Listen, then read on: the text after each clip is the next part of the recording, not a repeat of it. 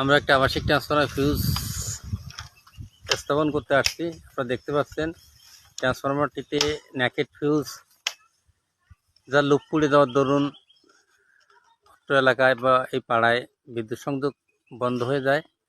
তো আমরা পুনরায় লাইনটি চালু করার জন্য আসছি। রোদ্দুরের প্রচণ্ড ঝলকানি, উপর দিক তাকানো যাচ্ছে না।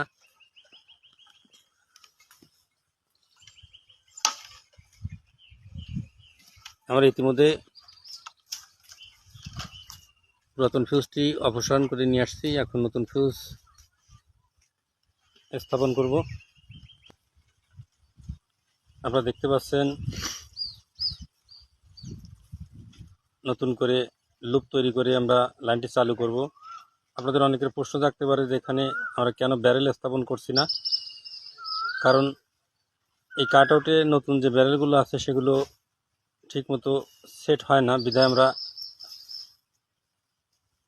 ন্যাকেট দিয়েই মূলত লাইনগুলো সচল রাখছি।